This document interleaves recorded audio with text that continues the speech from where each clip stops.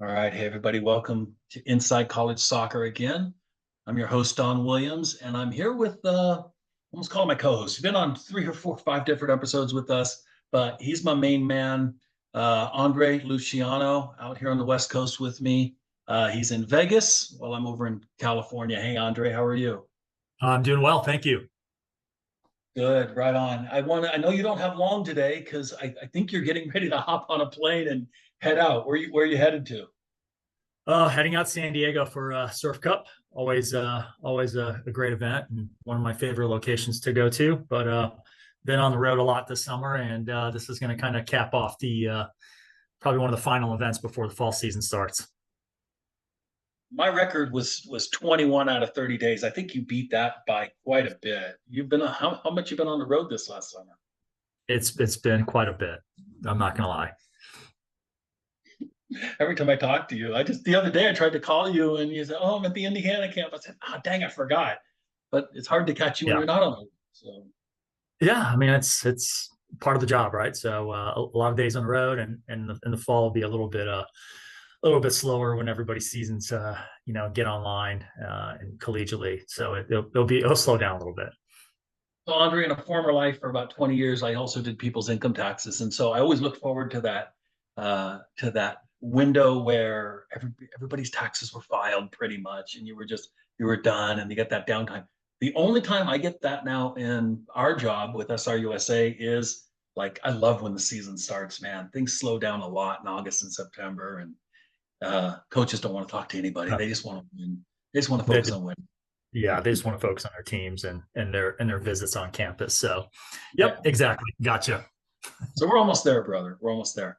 So, Andre, you and I have really not known each other relatively that long, considering we were both West Coast guys, right? We were just a state away, roughly the same age. I'm a little older. I'm 61. You're still a young 50 something, right? I'm not going to disclose my age. Oh, look at you with your vanity. I think I see Vanity is always those. there. I noticed that those lines on your forehead have gone away. Did you get some Yeah, work? yeah. It's just no. It's just the sun. It's just the sun. Just the Lips sun. are looking a little puffier. Don't No, go too West Coast on us. You've been no, spending a lot of no, time. no. That's just being healthy. That's just No, no, but considering we both coached women's soccer for 20 years on the West Coast and we had never met, but I was in the D2 world, of course, and you were in the D1 world. But yeah, our paths never crossed. And then Ernie introduced us, I think, right? Well, I think you and I crossed paths when you were still at Feather River and I was at Northern Arizona. So you and I had connected at an event. We were talking about junior college, and we started talking about how like I was a JUCO byproduct and how much respect I have for junior colleges, and that's how I think you and I initially got connected. And Yeah, funny, then I'd forgotten all yeah, about that one. I yeah, forgot. and I think Ernie connected us when I was done with coaching in college, and you were asking like, "Hey, can you connect me with somebody at this conference?" And I said, "Yeah, let me get that number for you." So that's how we kind of connected on this side of things. You got a memory like my wife does, man. I don't remember any of that. But I remember you getting out of the game, right? I remember you, or at least no, not getting out of coaching, but you had left Northern Arizona, right? Settling back in Yeah, Vegas.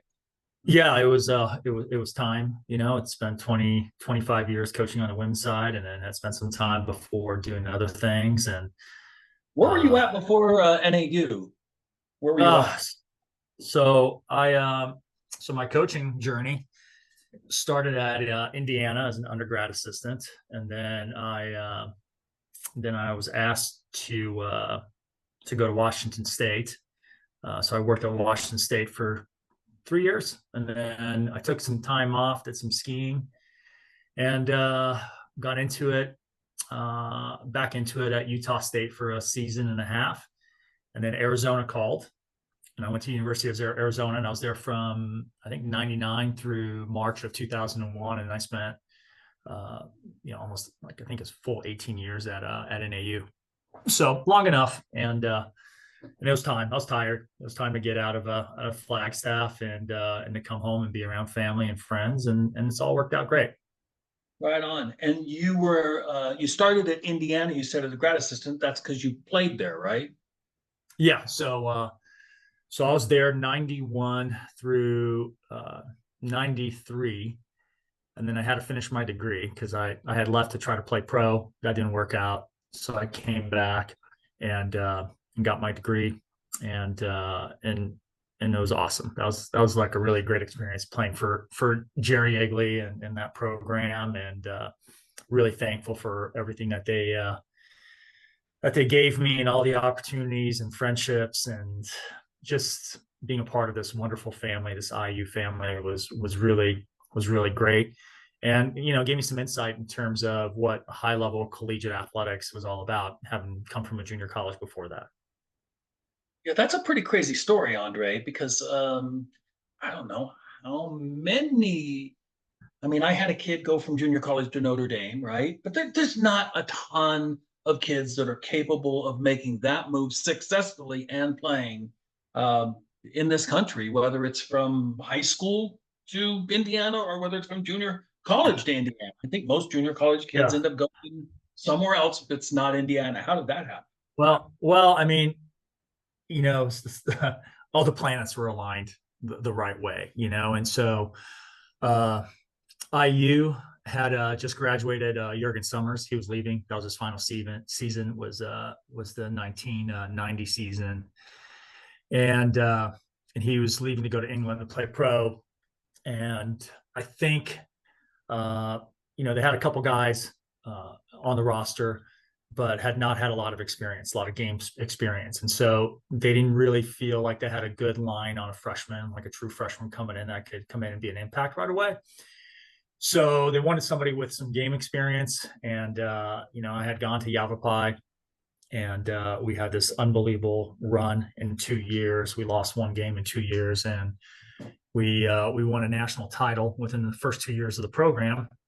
And at the national championships, I was named goalkeeper of the year, Adidas goalkeeper of the year, and it just worked out because I had taken a gap year. I was a little bit older, and so when I went to IU, I'm trying to think. Let's see, 1991. So I was 22 years old by the time I got to IU, and so they had a massive freshman class coming in, so they kind of needed a stopgap, I think, and they just needed someone with some in-game experience and who maybe would not be rattled, in terms of being in a big setting.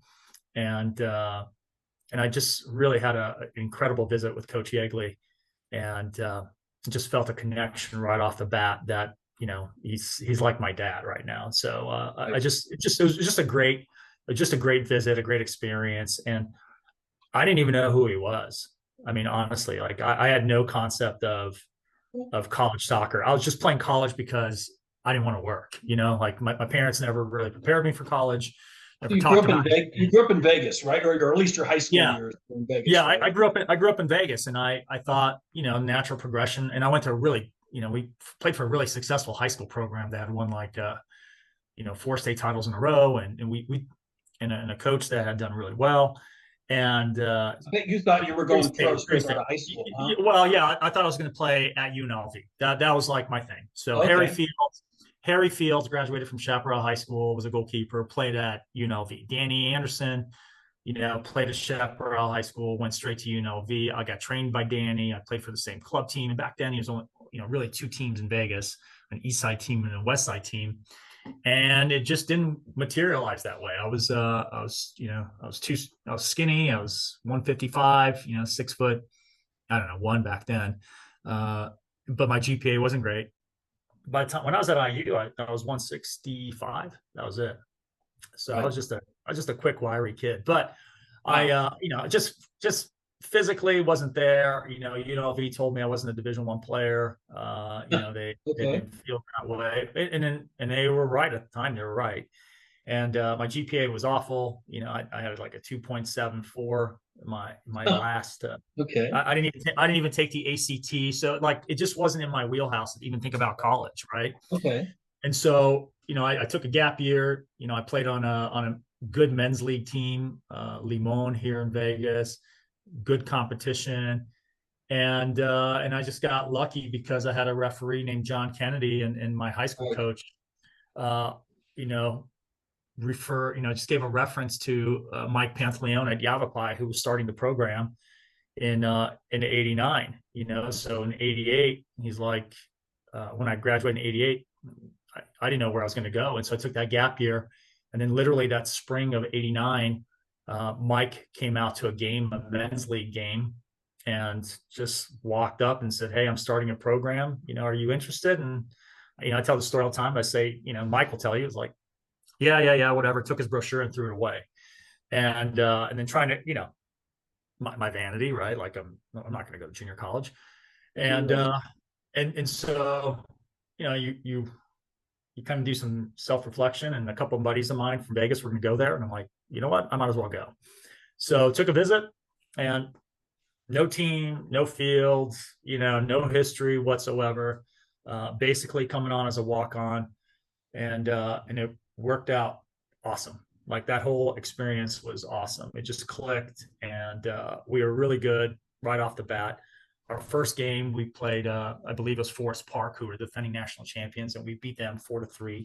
And so it kind of just put those wheels in motion, going that junior college route. And that's why, I'm such a big JUCO advocate, because it provided me so many different opportunities, and it laid out so many different foundations. And what was great was, like, once you start college, you start with a 4.0, right? And so you start college with a 4.0, and it gave me the ability to have just this massive hard reset academically. And the environment was a little bit smaller, and the professors, they would call your hallway phone, like, "Hey, how come you're not in class?" And like, you sprint over, and go to class. And so it taught me, accountability, and having to be a little bit more focused on, not just getting a 2.0, but having a standard academically, which was great. And it changed my life, and I have so much pride, being in that Hall of Fame, being in the National Junior College Hall of Fame. There's so many different things that came out of that experience of taking a risk, taking a chance, on something that wasn't even established. And it led me to, IU, and then it led me to this, 20 actually now after junior college, coaching junior college, 27 seasons, coaching in college, and to the point where I am now. So there's a lot to be said for being open to everything. That is something I stress all the time. And you create your own paths, right? And so you got to figure that out. But yeah, so that's the long version of why you and I connected the first time, because of junior college coaches. Yep. Yeah, and we're both JUCO products all through and through, and so we've seen the value of it and seen a lot of lives change through it. That's very cool. Yeah, for sure. That takes you up to SRUSA. So you and I sat down. What made you decide to do this? Well, I was doing this. Well, I mean, if you remember, I was doing this, beforehand. I had made so many connections over the years traveling overseas, and I had all these academy directors, like gap year academy directors that had American kids. They started contacting me saying, "Hey, now that you're done with coaching, can you help us get some of these American kids back home, because they're not going to be pros?" And I'm like, "Yeah, let me see what I can do." And I started working with some kids and educating them and contacting coaches, and I got some kids placed. But I was coaching club here in Vegas, and you and I had connected, and you said, "Hey, can you help me, with a couple of these kids?" And then, two or three became, a couple, but COVID happened, right? So COVID happened, and then things dramatically changed, because I went back to my alma mater, Yavapai, because my coach, Mike, decided to retire because of COVID. And so I was not able really to work full time in this capacity, because I started coaching again. And then when I got out, when COVID was over, well, when it slowed down, I got back out, moved back to Vegas, and you said, "Hey, why don't you start doing this a little bit more full time?" And it's been good. It's been a good transition. I feel like it's a natural transition.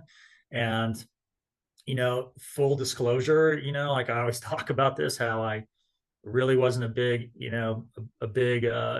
recruiting agency fan, back in the day as a college coach, because I just knew how some people operated. And I said, if I'm going to do this, and you and I had this discussion, I said, if we're going to do this, you and I are going to work together. I'm going to do this differently. I'm going to be on the road a lot. I'm going to be present. I'm going to go watch. I'm going to treat this as if I was a college coach. And that's where, my connection with you and speaking with Chris Cousins, and I just felt like it was a little bit different, and I wanted to bring some more value to the company if I could. Well, you've done that for sure. I've learned a lot from you. Our staff has learned a lot from you. You brought a lot of experience, and I think you brought a standard to the company of this is how we should operate, and how we can be different. You talk about that a lot. You mentioned that a lot to me. How can we be different? What do you mean by that? Well, I mean, I just remember talking to someone once, and they're recommending a player, and I'm like, "Have you ever seen this kid play?" And they're like, "No." Have you ever seen us play? No. Like, so how can you recommend this kid to me if you don't know what our level is, if you don't know what their level is, you haven't really evaluated in person what what their athleticism is, you haven't really watched that much film, you don't have much film on this kid, you haven't asked people who this kid is, what their personality is like, what their character is like. This is, there's being a college coach is hard. And so a lot of this is, based on trust and having people trust your evaluation. And I think what I like is the fact that we have people that have worked at all different levels, right? And so you've got people that have worked Division 1, Division 2, Division 3, NAI, junior college, and you have people that have played at all different levels. I mean, we've got coaches that have won national titles, in their coaching career. So I like the fact that we can bounce ideas off of each other, but also we can ask, hey, can you do me a favor? Can you look at this kid and tell me what your thoughts are? And I think that's what's different is that, what I want to do always is I never want to put a coach in a situation where that player is going to be a problem for them long term, because Mm. I've been there. I know. And so, things that I know that, as a college coach, if not everybody's always. I used to say this is a joke that I had, is like being a college coach was like being a sad clown, like you your intentions are good, and but you can't make everybody happy. And I understood that, and I always talked about to the players, like, look, there's 990 total minutes in the game, and not everybody's going to get the same piece of the pie, and not everybody's going to be happy. And my job now is to try to figure out how can I minimize those those those players that are unhappy with the situation that they're in. So I always talk about, my job is 25% evaluating a player. I think evaluating a player is easy. I do. If you know, 50% is really educating the players and the families about the process and what it's really going to entail. And then 25% is just knocking on doors and trying to open the doors for the players. And once a door is open, it's not up to me to force a coach to take a player. It's like, hey, here's an introduction. You tell me what you think. And once it starts, I kind of back out, because I don't want to feel like I'm being pushy to a college coach. So, I think when we kind of create that environment for both the players and the coaches know, like, hey, he's not pushing a kid. I think, it just ends up being better, and especially now the way the NCAA and the changes that are coming down the pipeline, so much is changing for the college coaches, and for recruiting as well. I think that the more I'm on the road, and that's the joke that you and I have, is like, Allison's probably going crazy because you're never home. I have to know what's going on with what's happening. It's why, I go back to the IU camps, because it's great. It's my network, it's my family, but there's also 30 different coaches there, and a lot of Division 1, Division 2, and Division 3 coaches there. So to sit around and kind of talk about what's happening, what's coming down the pipeline, what's the trends, it's really invaluable information to get, right? And so a lot of the stuff that I'm doing on the sideline, it's not just getting feedback on the players, but also getting feedback from the college coaches, like, this is, yeah, this kid's good, where does she or he fit into this? But when they start telling me, like, hey, this is coming down the pipeline, you just need to know and just need to be aware of this, and you hear it often enough, then Right. you can start giving some heads up to some families that they're not getting from the club coaches, or the college coaches are not telling them that because they're still recruiting them. But It's an ever evolving landscape, college athletics, but it is like 100 miles an hour. The rapids are moving fast, right? And no one knows what's really going on, and there's really not that much guidance, being told to these coaches. They just don't know. It's funny, there's been more change in the last 18 months than there was in the past 18 years. Yeah, It's yeah, insane how fast it's it's going. crazy. You knew you could depend on how college soccer was going to run for forever. I could have told you everything. And now things are changing so rapidly that it is important, as you said, to be on the front lines. And I think Yeah. I know we're always And messaging each other about that as a staff, what's going on, keeping each other abreast. Because, yeah, we do hear stuff from different I, sources. I just think about how hard it is for college coaches right now, because they don't even know what's going on. Their administrators don't even know what's going on. The conferences don't even know what's going on. The NCAA doesn't know what's going on. No. And so everybody's operating in this gray.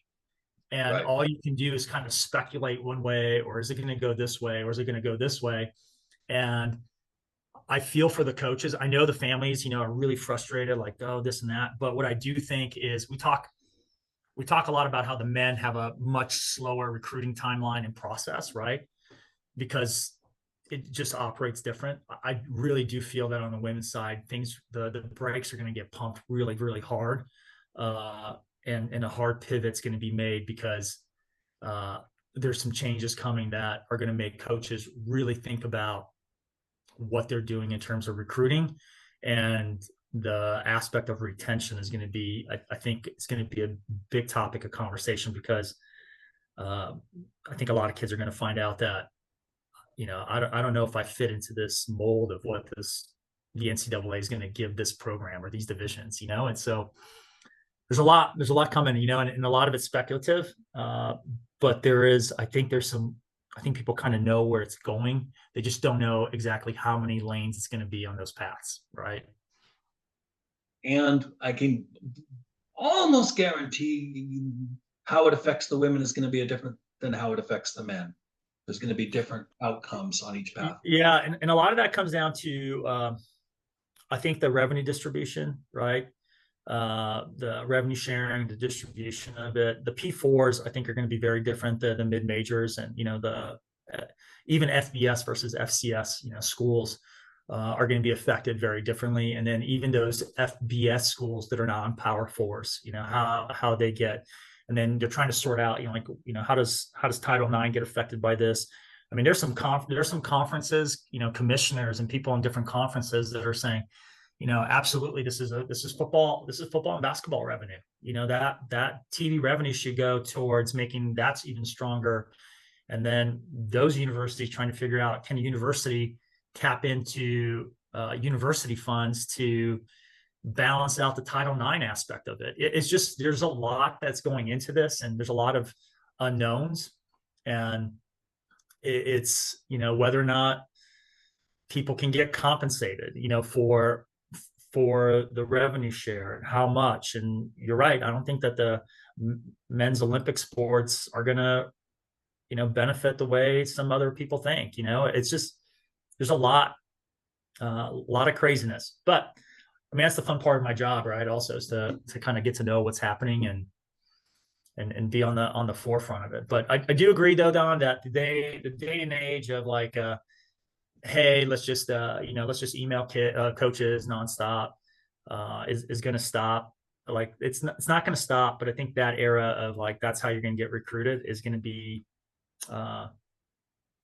significantly different, because I think coaches are going to be a little bit more of like, hey, I'm going to go after the well, right? I think the top kids in the country are going to get sorted out really fast, and then everybody else is going to be a little bit slower, because if they do go into headcount, if it goes into headcount instead of equivalency sports, meaning that everybody gets on a full, I don't think college coaches are going to be so quick to put a full on a kid that they're not sure of.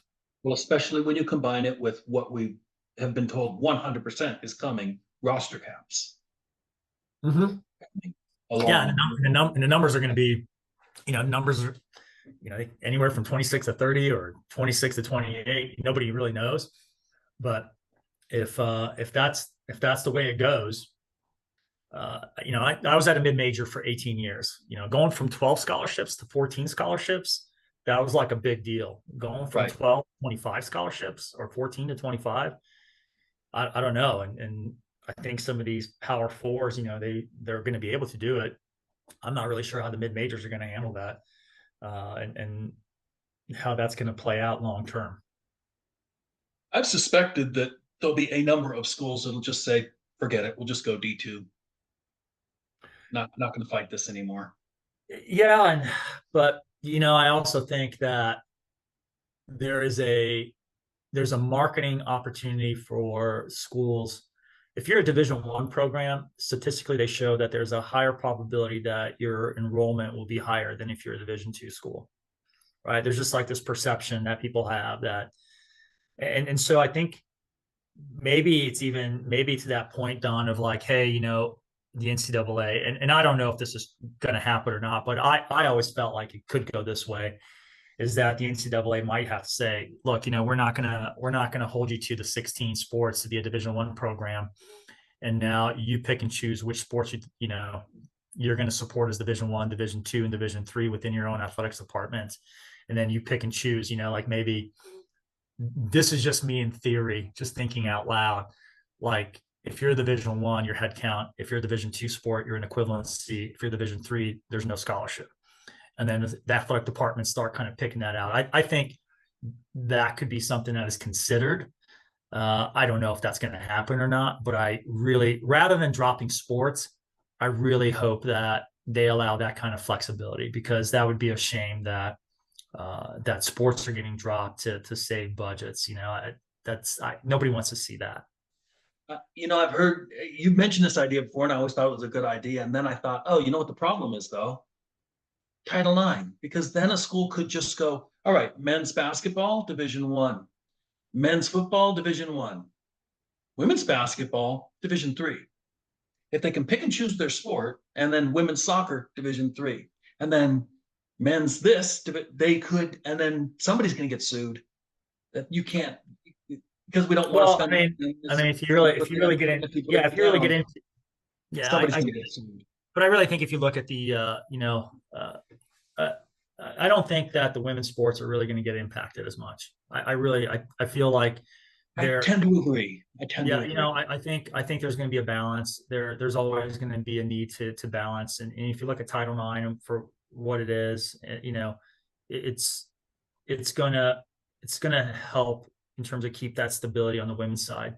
What I really worry about is the male Olympic sports, and in a lot of places, like the equivalency sports, right?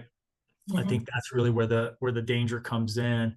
And, like what happens with the roster, there's some programs that carry, 50 players, like, 80, yes. Yeah, I mean, well, that's Division I, though. That's Division I. How many Division I's carry 50 on the men's side? How many? I don't know, but that's what I think about, is like those heavy high roster programs. Those kids are going to have to go somewhere, or they're not going to go anywhere. 40 is not an unusual number to see on the men's side. 40 is not a strange number to see. So where do those 10 kids go, or 15 kids go times all those schools? Yeah, they got to go somewhere else, huh?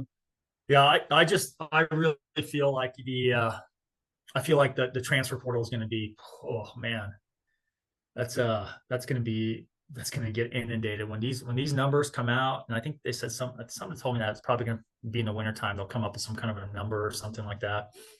But I really feel like that number is going to balloon out of control in the transfer portal. And but part of this is also for families and kids to be open to look at all options. Like don't just get caught in Division I. And so what might be the general thought process of every player that you talk to is like, I want to go Division I. You're like, why not Division II? Why not Division III? And I think people are going to be open to it a little bit more if they know there's a cap on rosters, mm-hmm. right? Like it's just, there's no room. There's just no room. Like what do you, so like an analogy. It's a bad thing. Yeah. Yeah. So Dom, like here's my analogy. I'd say, like you go into a parking structure and they've got the little red light and green lights, and they say there's 0 spots on level 1. You either keep circling around until you find a spot and you waste a lot of time doing that, or you kind of come up and just go, you know what, I'm going to go to level 2, level 3, Put and the there's elevator. more spots.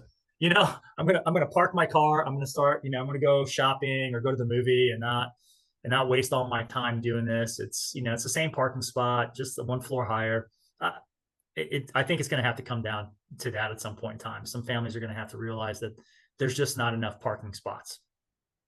That's funny. I love that analogy because I had an ex-girlfriend's dad that we always made fun of because he'd drive around the lot for 20 minutes to be able to park in front of the store. Yeah, that was my dad. My dad was like that, and we're like, he used to drive a big Lincoln, and I'm like, they try to fit into tightest spaces, and I'm like, we're just wasting time finding this.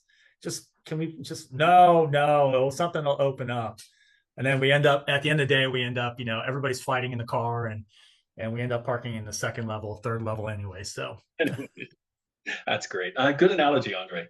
Yeah, no, it's going to be changing, and I know we'll stay on top of it, and well, I don't want to keep you too long here because I know you got to hit the road. What? Uh, so you'll spend what? What's today? What is today? Thursday. So you're down there yeah, Friday, Saturday, Sunday. Okay. Friday, Saturday, Sunday. I mean, I think the summer have covered pretty much every major platform and every tournament. Where have you been? Quickly, can you list off where you've been? Well, I mean, the month of June, I did GA, DPL, ECNL girls, ECNL boys. Uh, let's see, I'm doing Surf Cup. I was at camp in Indiana.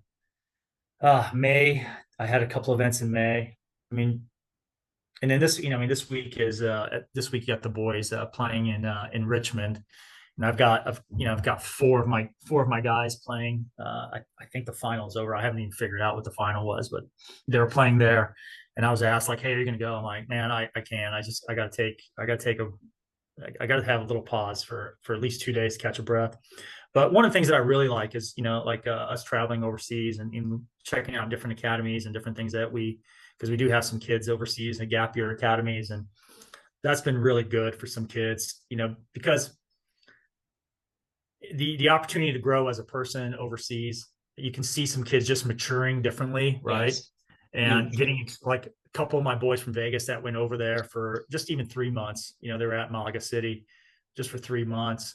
I said, "How was it?" And they're like, "The level of play is so much higher, and the expectations are so much higher, and the training habits and the level of professionalism, everything." And it was good. It was good for them, and for some guys, to be there for a full year, it's been really helpful.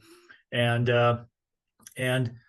had I had that opportunity coming out of high school in Vegas, and I could afford to do that, Yeah. I would have done that on a heartbeat, and just be a little bit more cosmopolitan, a little bit more polished, a little bit more worldly. I think for some of the kids, it's been really great, and that's one of the things I've really enjoyed working with SRUSA has been the opportunity to go overseas and see some of our kids that are in different academies and make connections with different academies and different people, and that's been good, and hopefully continue doing that. And me, I like to travel internationally, so having lived everywhere, lived overseas, that's been always one of my favorite things. Well, I always say our job is actually quite simple. It's just to help kids that really love soccer continue to play after high school. That's it. And then chase whatever their pathway is. And the gap year thing is just another extension of that. Yeah. Um, for the kids that need help. I mean, we're just trying to figure out what the right fit is for them, right? Yeah, and like one of the things I've been telling kids and families, been thinking about this. I watch a lot of Formula One, right? Because Allison gets up at 5:30 to watch these races, and so I started watching a lot of it. And how I describe it is that each individual player is a driver, right? They are the driver in this, and it's not the family. It's the family is the team sponsor, right? They're putting the money in, they're sponsoring the car. The player is the driver, and every driver has a specific skill set that makes them unique and different. The car is their technical, tactical, physical. That's the car, their coaches, their trainers, their academic advisors. That's like the engineers and the mechanics that are working on the car, making sure it's fine tuned. And I'm just a guy in the headset. That's, hey, listen, it's a tight turn. I don't know. You might want to go bank outside, try to pass it on the outside, or you got 2 or 3 cars ahead of you right now. You're not on the board. You're not in the top 2 of their board, and just providing like advice and communicating and saying, hey, hey, listen, your wheels, your GPA are not where it needs to be. We're going to have to kind of back off and change this. So that's what I feel like my job is just to provide really sound advice for these families so they don't go into a heavy debt situation if they can't afford it, just to pursue the idea of playing soccer Division 1 when there's so many other opportunities out there, right? If you want to play and you're just getting a general degree, fine. Don't come out of college with hundreds of thousands of dollars in debt just to say that you're a Division 1 player in your first 2 years you sat the bench, right? It doesn't make a lot of sense. And so some families, they have it set. They're like, hey, we're all good, wherever they want to go, it's perfect. But I think that just giving people a real like reality check too, and people don't like hearing what they need to hear sometimes, which is I think the hardest part of our job is like when you tell them like, look, this is based on my experience, and they're like, well, how do you know? I'm like, well, because we got smacked by Portland 7-0 back in the heyday when Sinclair and Rapinoe and all those players were there. I know, I've been there. Maybe you're not that player. I've played at that level. I know what that level is like. Or, you know what? This is a good level for you. This is a good fit for you. You just have to be patient. So I think that's what people forget is that, there's a lot of advice on social media. There's a lot of advice everywhere. Isn't there? Yes. Yeah. And there's good advice and there's some advice. Some people are just being, they just like to be confrontational, I guess, in some things. And, you're looking to get clicks and things like that, I guess. But there's a lot of advice. And I think being able to provide people good, solid advice based on experience is good.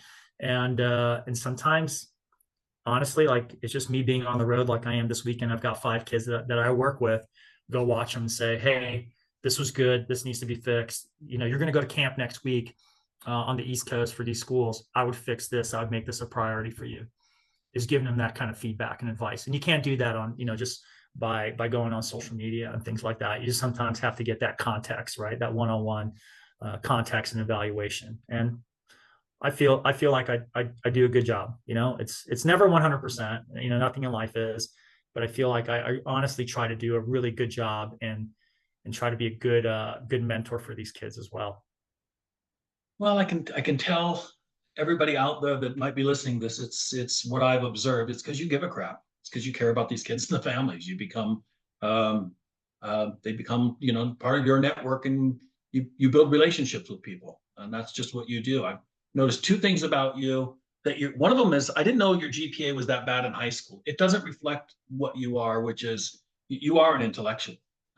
In the I had 2 priorities. You speak 7 languages, man. You speak 7 languages. How many people I've never met in my life have ever spoke 7 languages? Very few. So that you really do bring this piece to the puzzle of an intellectuality, and then and you do have a big heart. You get a very, very big heart, and it shows in the work that you do. I appreciate that. I just